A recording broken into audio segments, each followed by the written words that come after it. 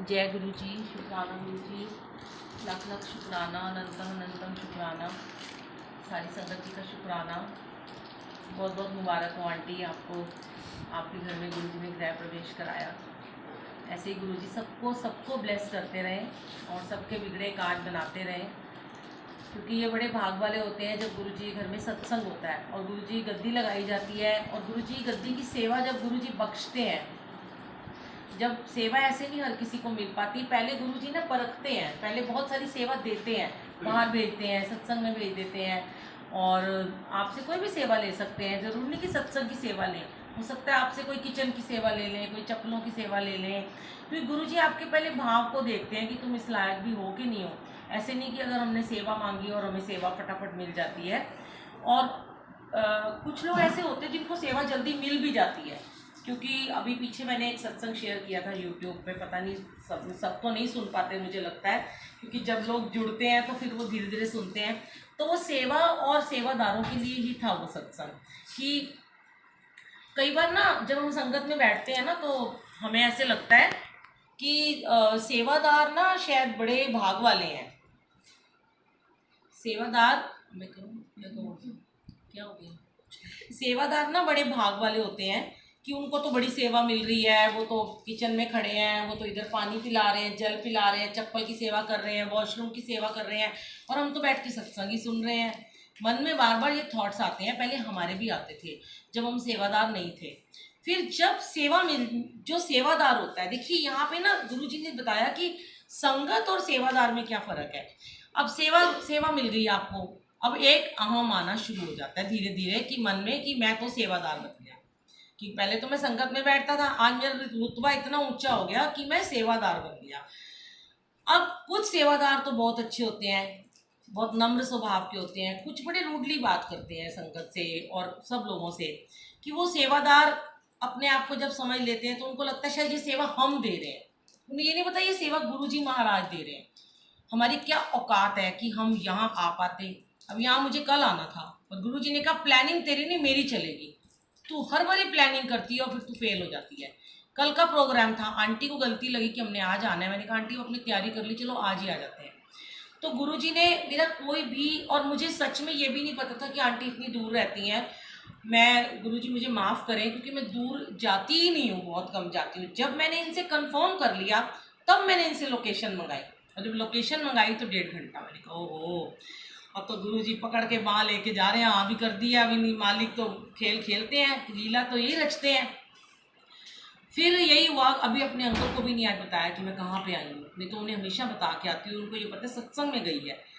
और सत्संग तो था भी नहीं, गुरुजी ने अब ही करवा दिया, 1 घंटे का सत्संग कर लो। हम तो मिलने आ रहे थे, आंटी को मुबारक देने आ रहे थे।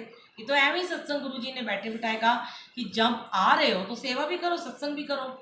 फिर गुरुजी ने बात वो हो रही थी कि सेवादार को कभी भी अहम ना करे कि मैं सेवा में खड़ा हूँ तो मेरे से ऊंचा कोई नहीं है। गुरुजी ने हमें ये सिखाया, बताया, गुरुजी ने थॉट्स दिए बहुत सारे कि जो संगत होती है, जब आप लोग बैठ के सत्संग सुनते हो तो आपको गुरु के बराबर का स्थान प्राप्त है। गुरुजी महाराज बैठ के सत्संग सुन रहे हैं गद्दी में बैठ के, और उनके आंगन में बैठ के आप सत्संग सुन रहे हो, कितने भाग वाले हो। और जो गुरुजी कह रहे हैं कि मेरे बाद संगत का रुतबा है, सेवादारों का नाम बहुत पीछे आता है। सेवादारों को अभी और अपने कर्म कटवाने बाकी हैं, वो नौकर है मेरे दर के। नौकर और मालिक में कुछ तो फर्क होगा।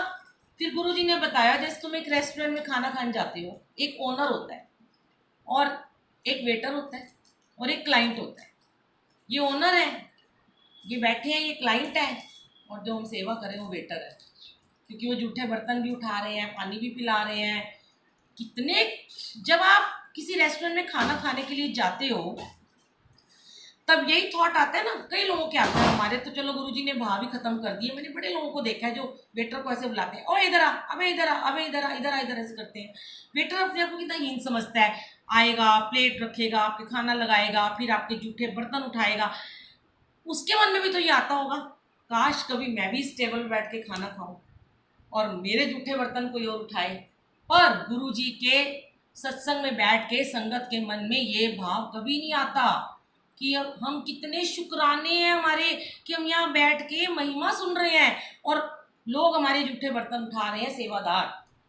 तो कभी भी अपने को सेवादारों से छोटा मत समझो। अगर आपको सेवा नहीं बख्शी है तो ये सोचो कि आपके कर्म कट गए और उनके अभी कटने बहुत ज़्यादा बाकी हैं। इसलिए सेवादारों को कभी अहम नहीं करना चाहिए ज़िंदगी में कि हम सेवा में बैठे हैं।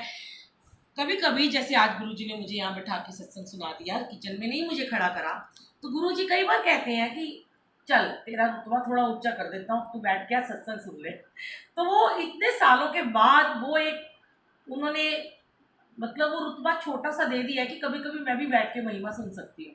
वरना जब मैं किचन में होती हूँ, बाहर होती हूँ सेवा में, तो मुझे लगता है मेरे बहुत कर्म कटने वाले हैं। और जब मैं संगत को देखती हूँ कैसे ध्यान लगा के बैठे होते हैं, कैसे आराम से सत्संग सुन रहे हैं, और फिर सेवादार ये भी ना सोचे कि उनके कर्म बड़े माड़े हैं। उन्हें अगर सेवा मिली है वो भी उसका शुक्राना करें, क्योंकि गुरुजी उन्हें ब्लेस कर रहे हैं। गुरुजी उनको तंग करते हैं, उनके लिए उनको बहुत परेशान करते हैं जो अहम में आ जाते हैं। और आप ये सोचो जब गुरुजी किसी को परेशान करते हैं, गुरुजी खुद सबसे पहले परेशान हो जाते हैं।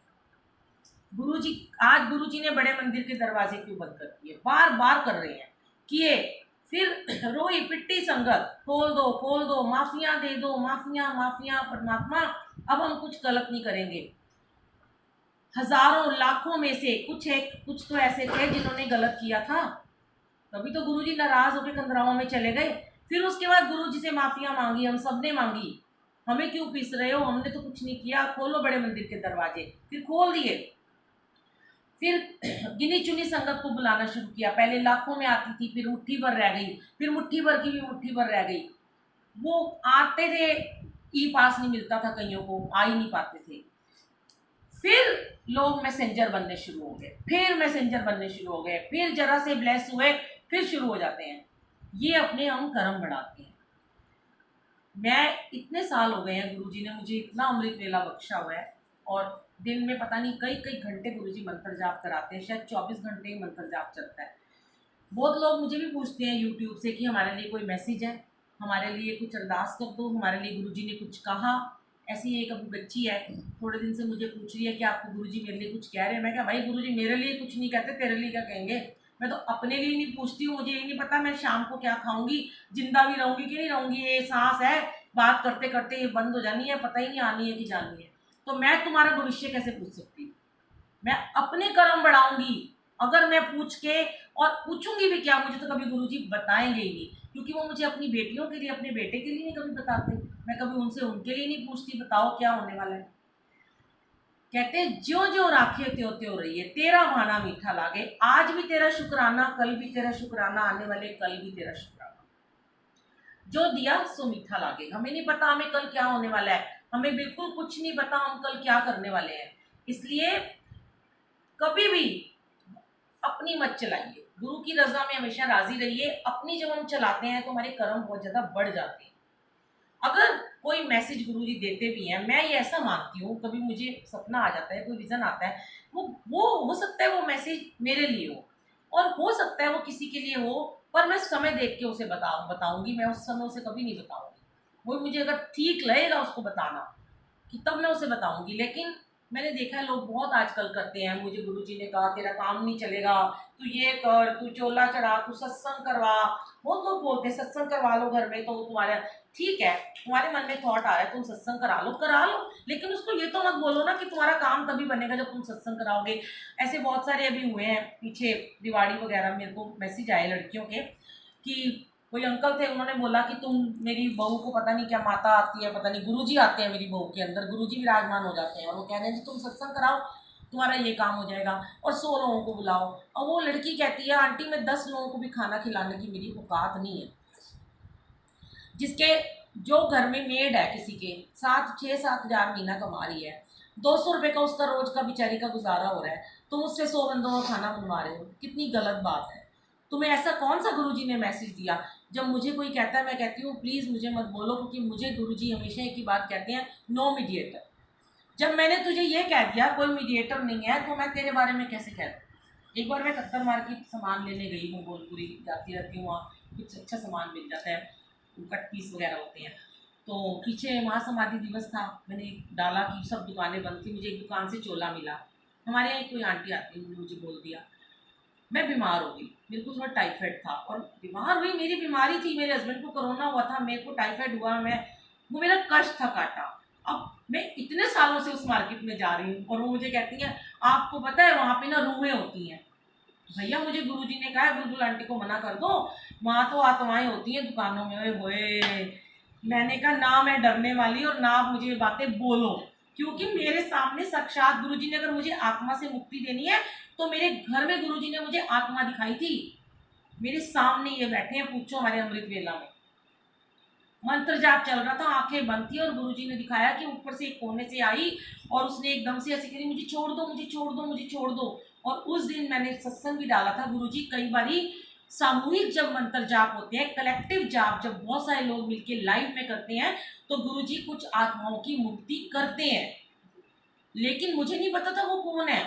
आज ही मुझे गुरुजी ने सुबह मंत्र जाप के समय अमृत वेला में विजन दिया, एक थॉट आया और चला गया, और मैंने आज सुबह से किससे शेयर नहीं किया, मुझे पता भी नहीं था मैं यहाँ आऊँगी और मैं यहाँ शेयर करूँगी, मैंने उसको फॉलो भी नहीं किया। मेरे को गुरुजी ने थॉट दिया है कि आज बड़े मंदिर 6 बजे तक खुला है, तू जा दर्शन करके आ। जब मैं रास्ते में आ रही थी तो मैंने कहा गुरुजी आपने मुझे सुबह थॉट दिया बड़े मंदिर जा दर्शन करके आ, पर आपने तो मुझे पालन विहार बुला लिया सत्संग में, तो मेरा तो बड़े मंदिर यही हो गया। तो मेरे को गुरुजी ने ये दिखाया था कि तू आज दर्शन करने आ 6 बजे से पहले पहले, और देखिए अभी टाइम देख लीजिए कितने बजे हैं, मैंने किसी को नहीं सुबह बताया था। और मैं बड़े मंदिर नहीं गई क्योंकि मैं जा ही नहीं पाई, मेरे को लगा ये दरबार है, यहाँ गद्दी लगी है, यहाँ मेरा मालिक बैठा है, यही मेरे लिए बड़ा मंदिर है, मेरा घर है वो बड़ा मंदिर। ठीक है मालिक ने बुलाया, चली जाऊंगी 1-2 दिन में, उन्होंने आज्ञा दी है। पर कभी कभी हमें थॉट्स देते हैं और हमें हर थॉट शेयर भी नहीं करना चाहिए, और बस आप हमेशा अपना डायरेक्ट कनेक्शन करिए। बहुत सत्संग डाल चुकी हूँ, बहुत गुरुजी डलवाते रहते हैं, डायरेक्ट कनेक्शन करिए, कोई मीडिएटर मत ढूंढिए। जरा सा किसी को पता चलता है वो संगत बड़ी ब्लेस है, उसके पीछे हो लेते हैं, गुरुजी को तो छोड़ ही देते हो तुम। जिस मालिक ने तुम्हें किस संगत से मिलवाया उसको पीछे पड़ जाते हो, तू मेरे को उद्धार करवा दे भाई इनसे। क्यों भाई, क्या मेरे में कोई सुरखाब के पर लगे हैं जो मैं आप इनके, ये मैं इनके, ठीक है ये मेरे प्यारे हैं, मैं इनकी प्यारी हूँ, ये आपके भी तो प्यारे हैं, आप भी तो इनके बहुत अजीज हो, प्यार करके तो देखो इनको जरा सा, ये तो प्रेम के भूखे हैं, आप इनको इतना सा प्यार करके देखो, ये आपके दिल में समा जाएंगे और आप इनकी धड़कन में समा जाओगे। तो कौन दूर है, भगत से भगवान कभी दूर नहीं है। भक्ति का मार्ग वो होता है जो हमें प्रभु के नजदीक लेके जाता है, और वो कोई भी जा सकता है, वो घर की काम करने वाली, कोई घर का चौकीदार, नीचे गार्ड, कोई आपका ड्राइवर, कोई भी उनके करीब हो सकता है, उनके लिए सब बराबर है। इसीलिए कोई मीडिएटर नहीं। मुझे आज एक और मेड से याद आ गया, बहुत साल पहले की बात है, मधुबन चौक के पास में एक लड़की थी, उसने यूट्यूब से मेरा नंबर लिया, 4-5 साल पुरानी बात है, मुझे आज उसका नाम भी याद नहीं है क्या है, पर मुझे इतना याद है कि वो गुरुजी को चांद मामा बुलाती और वो मुझे कहती है आप मेरी चांद बुआ हो क्योंकि आप उनकी बीरा हो। तो उसने मेरा नाम डाला चांद बुआ और चांद मामा। मैंने कहा अच्छा तुम क्या करती हो, कह रही मैं किसी का बच्चा संभालती हूँ। छोटी सी लड़की थी, 15-16 साल की, और वो लड़की किचन में खाना बनाते हुए जब बच्चा सो जाता था तो गुरुजी के लिए लिखती होती थी, कॉपी पेन रखी थी, उसने मुझे दिखाया था, और वो उसी में लिखती थी और गाती थी, और बड़ी बहुत उसको गुरुजी ने ब्लेस किया था। तो मैं जब किसी का फोन आता था, जैसे एक बार आ गया चलो मैंने उठा लिया, उन दिनों में फोन सबके उठाती थी, अब तो मैं किसी के फोन नहीं उठाती हूँ, एक बार किसी ने करा उठा लिया, 2 बार करा, तीसरी बार मैं नहीं उठाती थी उसका फोन। पर उस लड़की का फोन ना मुझे तकरीबन एक दिन छोड़ के आ जाता था, पता नहीं क्या होता, गुरुजी उठवाए थे उसका फोन, वो ऐसी मीठी मीठी बातें करती थी गुरुजी कर रहे हो, तो वो भाव है। फिर उस लड़की वो हमेशा ये कहती थी कि मैं आपको तो मानती हूँ चांद बुआ, पर मेरे चांद मामा से ऊपर बढ़ के कुछ नहीं है। ये उसके अंदर गुरुजी ने डाल रखा था कि बस मैं ही हूँ, मैंने अगर तुझे की संगत से जोड़ा है, तूने उसने मुझे कभी नहीं कहा मेरे लिए अरदास कर दो, मैं यहाँ काम करती हूँ, मुझे कोई बड़ा घर मिल जाए ना। फिर उसके बाद वो गाँव चली गई, पता नहीं दोबारा कभी नहीं उसका फ़ोन आया। तो मालिक यही बख्शिश देते हैं कि अपने कर्म खुद कटवाइए, क्योंकि जब आप किसी को अरदास करने के लिए कहते हो ना तो नेचुरल बात है आपके बुरे कर्म अच्छे कर्म भी उसके अंदर आ जाते हैं। ये नहीं होता कि सिर्फ हमारे बुरे कर्म एक दूसरे में ट्रांसफर हो जाते हैं, आप ये बात ध्यान रखिएगा, सिर्फ हमारे अच्छे कर्म मैं अगर किससे बात करूंगी तो ये नहीं कि मेरे अच्छाइयाँ भी उसमें ट्रांसफर होंगी, वो होंगी, लेकिन जितनी बुराइयां मेरे अंदर है वो भी ट्रांसफर हो जाएंगी। तो आप उस चीज से बचें, क्योंकि हमें अपनी नेगेटिविटी किसी को देनी नहीं है। हमें शिकायतें कर करके ना उसको नेगेटिव नहीं करना। सबके दुख हैं, कौन दुखी नहीं है। आज ही मैं सुन रही थी गीता अम्बरीश जी का, वो बड़ा सुंदर वृंदावन वाले बोलते हैं, इतना प्यारा उनका सत्संग होता है, मैंने रात में सुने बहुत सारे। तो उन्होंने बड़ी प्यारी एक बात कही, मेरे दिल को लगी। उन्होंने कहा कि दुखी कौन नहीं है आज के जमाने में, क्यों भगवान को रोज कहते हो मुझे ये दुख है, मुझे ये दुख है, मेरा ये काम नहीं हो रहा, मेरा वो काम नहीं हो रहा। दुखी तो रामचंद्र भी थे, जब उन्हें वनवास हुआ क्या नहीं हुआ उनके साथ, क्या उन्हें दुख नहीं उठाना पड़ा। फिर उन्होंने कृष्ण के बारे में बताया, शायद मैं थोड़े सोते सोते सुन रही थी उनका। तो जिन्होंने व्यास जी की कथा, मैंने भी भागवत बहुत बार पढ़ी है, मतलब मैं भूल जाती हूँ कि कृष्ण जी को जब जाना पड़ा था, कुसुम आंटी क्या था वो, जब उनको जब जाना पड़ा था तो उनके साथ एक कुछ वाक्य मैं दोबारा आपको कभी शेयर करूंगी, उनके साथ कुछ बहुत बुरा हुआ था। तो उन्होंने कहा जब भगवान नहीं बच पाए, अब हमारे गुरु जी को ही ले लो। हमारे गुरु जी आए, कल्याण करने आए, दुनिया का कल्याण किया, दुनिया को तारा, दुनिया को ब्लेस किया, बीमारियां ठीक की, सब कुछ किया। पर जब गुरु जी जाने लगे, गुरु जी को कितनी सारी प्रॉब्लम थी, किसी को पता है? जो गुरु जी के साथ रहते हैं, शिव अंकल वगैरह, वो बताते हैं गुरु जी के पैर इतने नीले हो गए थे, लोगों का इतना कैंसर उन्होंने अपने ऊपर ले लिया था, वो छुपा के रखते थे, किसी को बताते भी नहीं थे। और जब गुरु जी ने कहा मैं चला जाऊंगा तो लोगों को और ब्लेसिंग मिलेगी, जब गुरु जी चले गए तो लोगों ने उनके बारे में बुरा भला नहीं कहा क्या? कितना अभी तक कोई कोई बोल देता है। तो इसलिए, क्योंकि ये दुनिया है, ये उड़ती पतंग को हमेशा सलाम करती है, और पहले तो यही दुनिया है जो संगत को ऊंचा उठाती है, और फिर यही दुनिया है, एक संगत ने उसका फोन नहीं उठाया, अगर वो बिजी है तो उसको 100 बातें सुना देंगे। ऐसा होता है मेरे साथ भी, पर मैं फर्क नहीं पड़ता। एक किसी संगत का मैसेज का रिप्लाई बाई चांस, वैसे तो मैं हर एक को कुछ भी वो लिखे, मैं जय गुरु जी वॉइस मैसेज भेजती हूँ, अगर एक पर्सन कभी भूल गई, इतनी शिकायतें करेंगे अगले दिन, लंबे चौड़े मैसेज, हो आंटी आप तो बड़े वो, हमारा फोन नहीं उठाया, हमारा जवाब नहीं दिया। मैं कहती हूँ जय गुरु जी, भाई कभी मैं भी बीमार हो सकती हूँ, कभी तुमने पूछा आंटी आप ठीक हो, कभी मैं हॉस्पिटल में थी, रात को कोई बीमार था, वहां थी, तुम्हें पता है? फिर क्या, ओ सॉरी सॉरी सॉरी। मैंने कहा किसी को इतने लंबे मैसेज करने से पहले सोचा करो कि कोई इंसान दूसरा भी तो बिजी हो सकता है। तो इसीलिए कहते हैं इतना प्रेम मत डालो। गुरुजी कहते हैं ये मोह माया से छूटो, दुनियादारी से छूटो तो मेरे करीब आओगे। पहले तो हम कुछ काटते रहते हैं, संगत कोई बड़ा वो कर देते हैं, वहाँ आकाश में पहुँचाते हैं, फिर 2 महीने उसकी डोर खींच के उसे नीचे फेंक देते हैं। तो उतने प्यार रखिए। गुरुजी कहते हैं मेरे से बस प्रेम करो, दुनिया से मत करो, दुनियादारी तो बेकार है। ये तो दुनियादारी का अपने रिश्तेदार ही बेकार है, पति पत्नी बच्चे माँ बाप सब मतलब, ये आपको तो सबको पता ही। लोग कहते हैं कि नहीं वो नहीं है, ऐसा नहीं है, आजमा के देख लेना। बड़े आपने गुरु ग्रंथ साहब जी की कथाएं सुनी होंगी कि जब एक बुजुर्ग मर जाने लगे थे तो उनको कहा कि उनकी पत्नी, उन्होंने अपनी पत्नी से कहा तू मेरे बदले चला जा। नहीं मैं तो नहीं जा सकती। बेटे से कहा नहीं हमारी तो जिंदगी पड़ी है। उन्होंने अपनी सांसें रोक ली थी। तो उन्हें भगवान ने नज़ारा दिखाया था जिनके लिए तो सारी जिंदगी रोता रहा, कमाता रहा, आज देखो तेरे साथ कोई जाने को तैयार भी नहीं। जाना है, सिर्फ नाम जाना है, सिमरन जाना है आपका। लेकिन हमारे गुरुजी एक ऐसे गुरुजी आए इस दुनिया में जो कि रसिक वैरागी गुरु कहे गए हैं। गुरुजी कहते हैं जब आप सत्संग में बैठे थे वैरागी हो जाओ, बिल्कुल दुनिया को छोड़ दो, अमृत वेला करते हो विराग में आ जाओ।